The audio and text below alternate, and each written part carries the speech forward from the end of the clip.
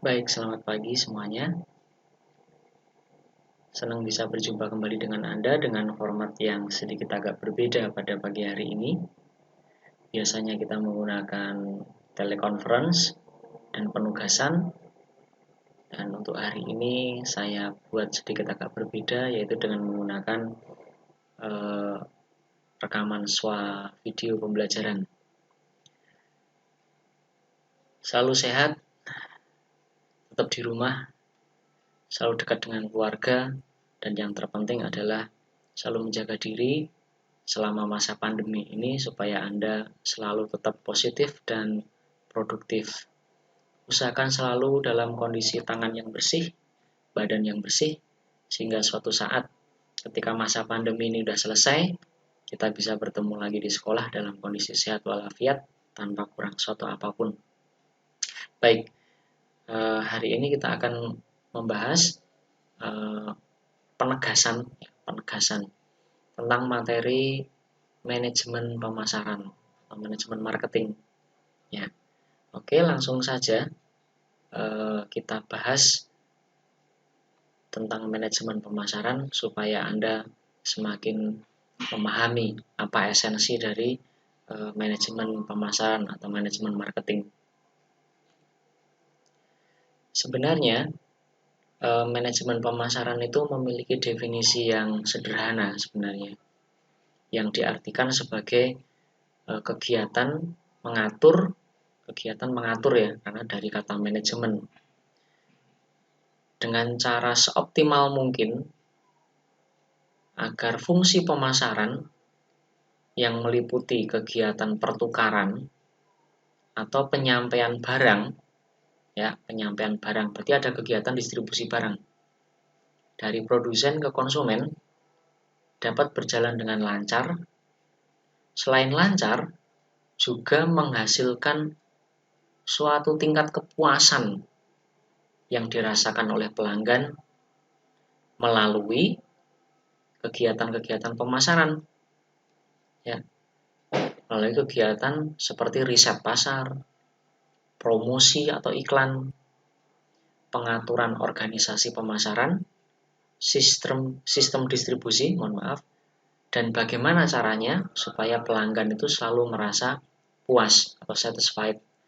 Mengapa kepuasan pelanggan begitu penting? Nanti kita akan bahas di belakang. Ternyata menurut riset, pelanggan yang puas ya terhadap suatu produk yang dia pakai, maka menghasilkan kesetiaan pelanggan atau loyalitas pelanggan terhadap produk itu. Ya, nanti kita akan bahas lebih lengkap di belakang. Oke, next. Kegiatan-kegiatan di dalam bidang manajemen pemasaran. Ya, yang pertama, ini yang paling utama nih, ya, yaitu kegiatan riset pasar. Ya, jadi kita perlu untuk meriset pasar. Apa sih riset itu? Riset itu kurang lebih kegiatannya adalah seperti membuat desain, membuat rancangan,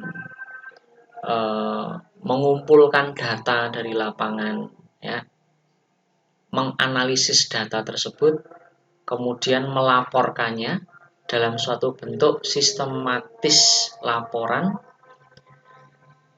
serta kemudian penemuan-penemuan itu, hasil dari riset pasar itu digunakan untuk menyusun strategi manajemen pemasaran berikutnya. Ya. Jadi intinya riset pasar itu adalah mengumpulkan data tentang kondisi yang dihadapi perusahaan di lapangan. Kita ambil contoh misalnya apa? Kita ambil contoh misalnya kita adalah produsen air mineral dengan merek apa misalnya? Aqua taruhlah ya. Nah, kita perlu meriset pasar. Produk air kemasan kita itu cocok diminum oleh siapa saja. Kalau kita akan menentukan satu botol Aqua itu harganya sekian misalnya, konsumen yang berpeluang paling besar bisa membelinya siapa? Nah, itu adalah pertanyaan-pertanyaan ya yang bisa dipakai untuk meneliti pasar atau meriset pasar. Dan berbagai macam pertanyaan yang lain yang digunakan untuk semakin banyak menemukan hal-hal yang dihadapi oleh perusahaan. Ya, kita lanjutkan ke kegiatan berikutnya. Nah, ini contoh saja ya, contoh dari riset pasar. Ya, ada sebuah fakta yang cukup mencengangkan ya, cukup membuat kaget ya. Riset pasar berdasarkan sensitivitas harga. Ya. Antara konsumen yang loyal untuk mengkonsumsi Android dan konsumen yang loyal untuk mengkonsumsi produknya Apple. Bagi orang-orang yang sudah loyal dengan Apple, mau harga berapapun, dia pasti beli. Ya enggak? Tapi untuk orang-orang yang dengan kondisi pendapatan yang menengah ke bawah misalnya, maka dia cukup rela untuk membeli handphone dengan basicnya Android. Karena kalau dipikir-pikir, fasilitasnya mirip, ya kan? Fasilitasnya mirip, fasilitasnya hampir sama, ya kan? Namun customer iPhone, customer Apple tentu akan tetap loyal di Apple, ya, di iPhone. Itu yang disebut dengan riset pasar berdasarkan sensitivitas harga, ya, murah mahalnya harga dari sebuah produk.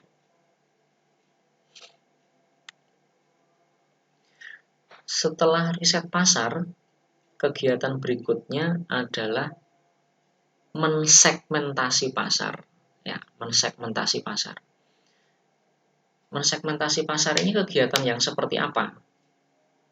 Segmentasi pasar adalah kegiatan yang membagi pasar berdasarkan kelompok-kelompok kategorial tertentu. Ya. Biasanya konsumen di pasar atau di lapangan, ya, yang kita hadapi, kalau misalnya kita masih seperti tadi ya, kita adalah seorang produk air mineral dalam kemasan, contohnya Aqua. Sebenarnya kita menghadapi segmentasi pasar seperti apa sih? Yang pertama adalah dari sisi geografis. Ada customer kita yang tinggal di daerah perkotaan, yang kontur daerahnya adalah landai terutama, dan ada juga customer kita yang tinggal di luar perkotaan, ya, atau daerah-daerah submarginal, ya, dengan kontur kondisi yang lebih bervariatif seperti pegunungan dan sebagainya. Nah, kira-kira air mineral kita itu akan diterima lebih banyak di daerah mana? Ya. Itu kalau kita berbicara segmentasi pasar dari sisi geografis. Kita akan berbicara lagi contohnya mensegmentasi pasar dari sisi age atau umur misalnya. Ya. Kira-kira air mineral kita itu akan lebih banyak dikonsumsi oleh customer dengan tingkat umur berapa? Hanya khusus dewasa? Hanya untuk orang manula? Hanya untuk remaja? Atau hanya untuk anak-anak? Atau bahkan produk kita bisa diterima oleh semua jenjang umur. Nah, ini hebatnya lagi adalah kalau produk kita bisa diterima oleh semua jenjang umur, tentu itu akan meningkatkan jumlah penjualan. Karena produk kita bisa dikonsumsi oleh semua jenjang umur. Ya. Kurang lebih seperti itu. Lalu tujuannya apa? Ya, tujuannya adalah semata-mata menghasilkan volume penjualan atau volume pemasaran yang selalu lebih tinggi dari waktu ke waktu. Ya, tujuannya itu. Ada banyak segmentasi pasar. Nanti bisa Anda lihat sendiri, Anda bisa putar kembali video ini. Ya. Next. Kemudian adalah selain segmentasi pasar adalah targeting pasar atau targeting market. Nah, saya mengambil contoh sebuah brand kopi baru. Ya. Kalau kita kan kalau kopi kan dalam mindset kita kan Starbucks dan apalagi janji jiwa misalnya kan ada banyak yang lain. Nah, sekarang ada pemain baru nih, ya, namanya adalah Max Cafe, berasal dari PT Max Cafe, ya. Dia juga pemain baru dan dia membidik target pasar yang berbeda seperti yang dilakukan oleh pemain-pemain kopi yang lain. Kalau Starbucks itu kan bermainnya target pasarnya adalah orang-orang yang tinggal di perkotaan yang berjubel, padat, penuh dan sebagainya. Beda lagi dengan Max Cafe. Kalau Max Cafe itu dari web yang dilansir, dia menyatakan bahwa dia lebih suka untuk keluar dari daerah jenuh, ya, daerah yang padat, daerah yang ramai. Dia lebih suka membidik customer yang tinggal di luar kota, ya, di daerah-daerah yang masih apa ya, boleh dikatakan masih tidak begitu ramai, ya. Namun tidak mengurangi display, ya. Mereka punya display yang bagus, punya packaging produk atau kemasan produk yang tidak kalah dengan Starbucks, tetapi area pemasaran mereka, target pasar mereka tidak di kota, ya, tapi mereka cenderung lari ke daerah pinggiran, ya, untuk membidik customer yang di sana. Dan kalau Anda boleh berlogika, ya, orang yang tinggal di kota dengan orang yang tinggal di daerah pinggir kota lebih banyak mana? Ya nggak? Lebih banyak di pinggir kota, ya kan? Lebih banyak di pinggir kota. Yakin itu. Nah, itu yang dia bidik. Itu adalah disebut dengan strategi targeting market atau target pemasaran. Oke, saya kira cukup jelas. Kita lanjutkan ke slide berikutnya. Nah, ini yang saya temukan beberapa waktu yang lalu. Ownernya adalah Jeffrey Samuel, ya. Dia adalah Head of Marketing Max Cafe, memaparkan bahwa cafe shop memang tengah digandrungi hari-hari ini, ya. Namun sayangnya para pemain cenderung berkumpul di lokasi yang sama, ya. Jadi mereka pada berebutan nih, ya, pada berebutan, banting-bantingan harga, gitu kan, yaitu pusat kota. Padahal banyak daerah lain yang tidak kalah potensi bisnisnya, ya. Maka sampai saat ini kami lebih membidik atau menggarap pasar, terutama di pasar-pasar daerah. Seperti itu yang dia lansir. Oke, itu tentang Max Cafe, pemain baru di dalam cafe shop, ya. Kemudian positioning pemasaran, ya, positioning pemasaran dari kata posisi, ya. Apa itu positioning marketing atau positioning pemasaran? Ya, positioning pemasaran itu tindakan perusahaan, ya, tindakan perusahaan, terutama tindakan yang dilakukan oleh orang-orang di bidang pemasaran tentunya, ya, untuk merancang produk, ya, untuk merancang produk serta bauran pemasarannya. Nanti kita akan bahas di belakang apa itu bauran pemasaran, ya. Merancang produk dan merancang bauran pemasarannya supaya tercipta kesan unik atau kesan tertentu, ya, yang diingat oleh konsumen, ya. Kesan unik dari produk kita di benak konsumen. Ini agak apa ya? Agak-agak creepy, ya, agak-agak mengerikan gitu, karena saya menangkap ada semacam usaha untuk cuci otak nih. Kurang lebih seperti itu ya. Gitu. Jadi ingin mempengaruhi alam bawah sadar kita bahwa air mineral itu ya aqua. Contohnya gini, kita pergi ke sebuah toko, ya, bilang kayak gini biasanya, Bu mau beli aqua, tapi kebetulan di toko itu tidak tersedia air mineral dengan merek aqua, adanya adalah merek yang lain. Toh dengan kondisi seperti itu kita dengan tenangnya kan mengambil produk yang bukan aqua, kita bawa, kita beli.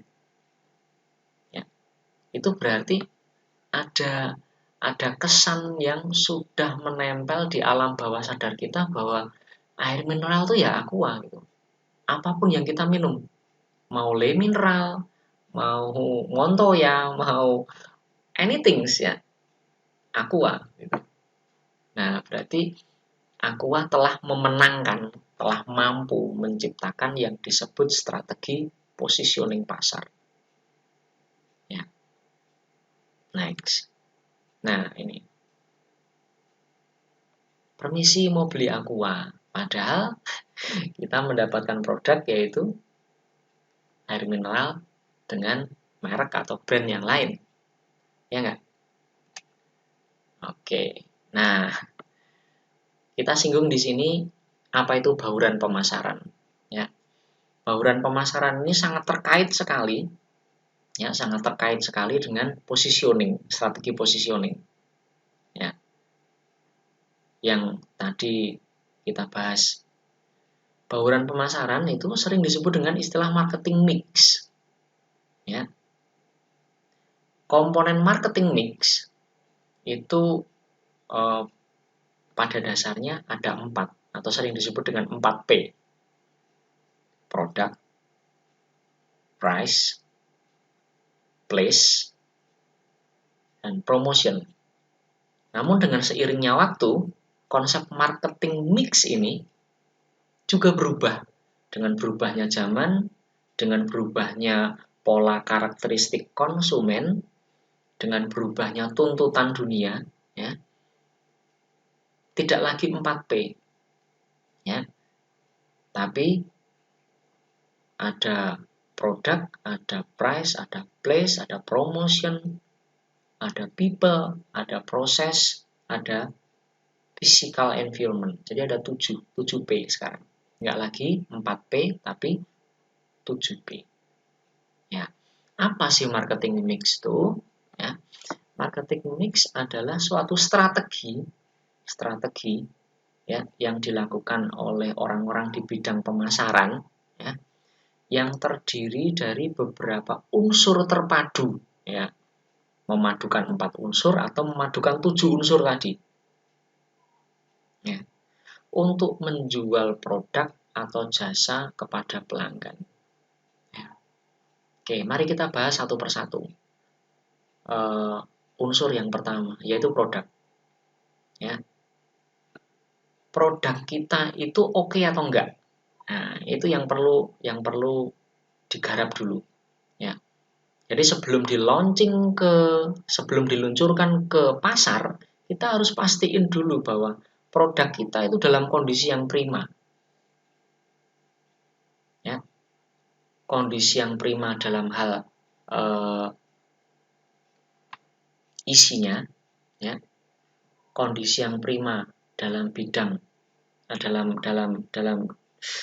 dalam bidang kemasannya, ya, atau packagingnya. Kemudian oke juga dalam hal harga, artinya produk kita itu terjangkau atau tidak, ya, bisa dibeli atau enggak. Ya. Biasanya produk yang memiliki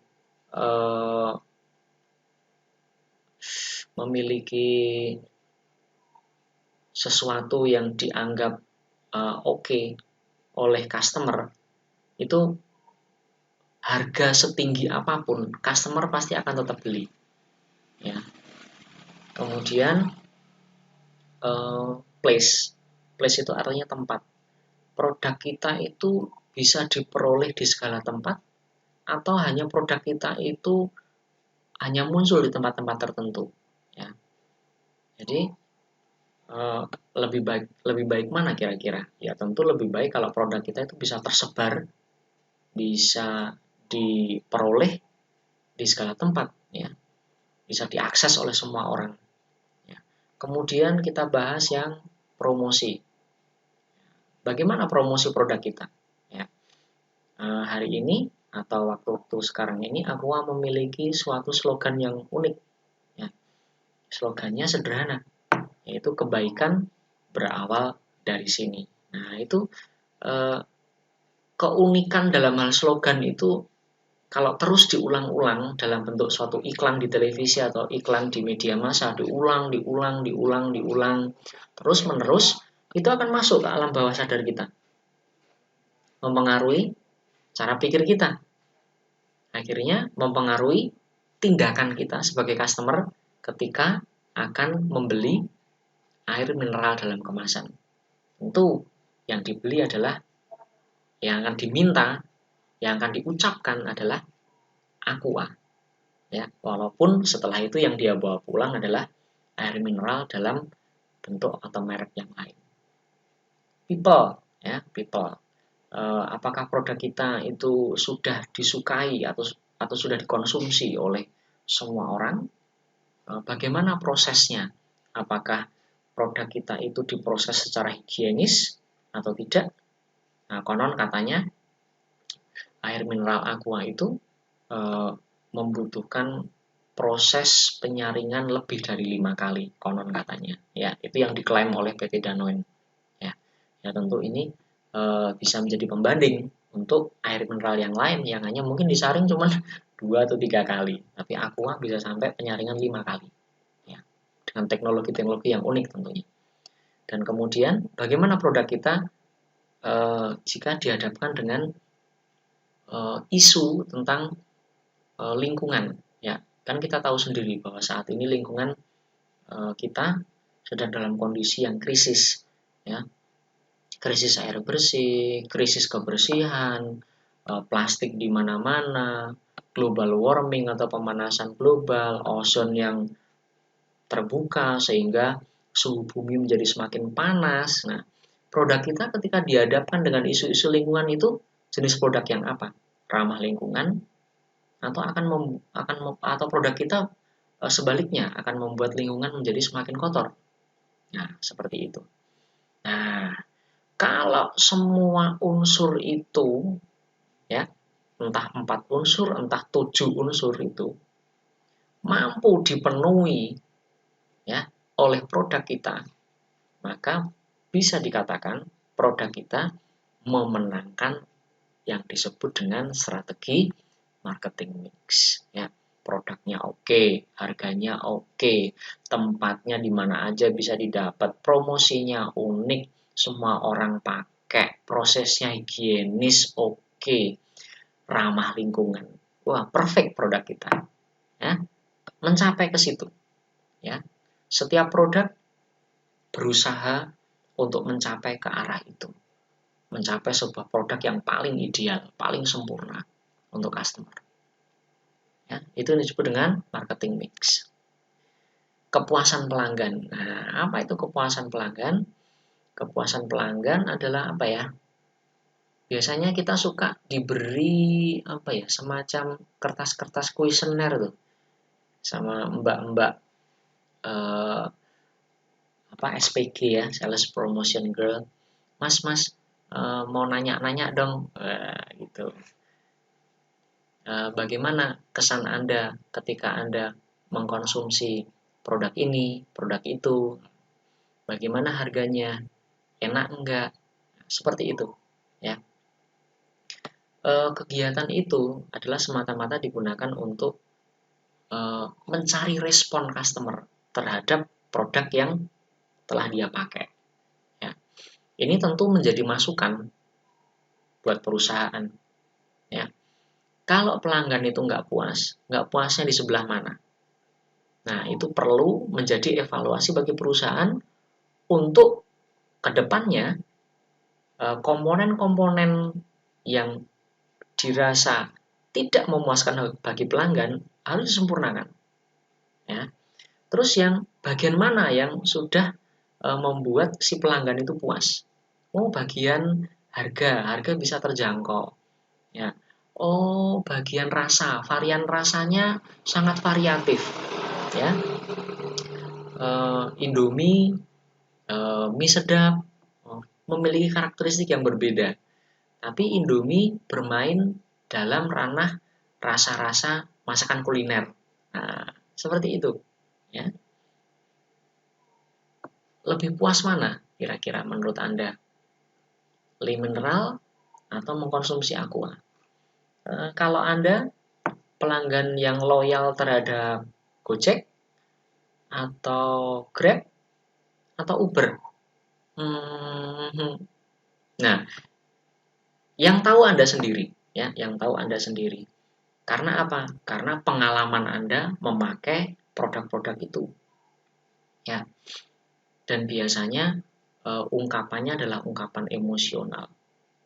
Sampai muncul suatu ungkapan, kalau saya nggak naik Grab nggak mau. Misalnya. Kalau saya nggak minum Aqua, nggak bisa saya minum air yang lain selain Aqua. Saya kalau handphonenya nggak Apple, nggak bisa pakai saya. Misalnya seperti itu. Nah, kalau udah seperti itu, berarti itu adalah pelanggan-pelanggan yang loyal. Dan itu adalah target dari perusahaan, bahwa orang-orang itulah yang akan terus menjadi sumber pemasukan bagi perusahaan.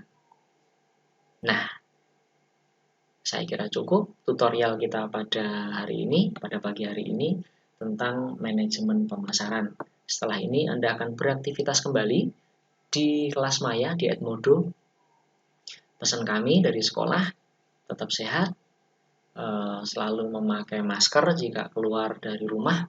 Kalau tidak penting-penting banget, jangan keluar rumah. Ya, selalu sehat, selalu di rumah bersama keluarga. Stay positive and stay productive. Oke, thank you.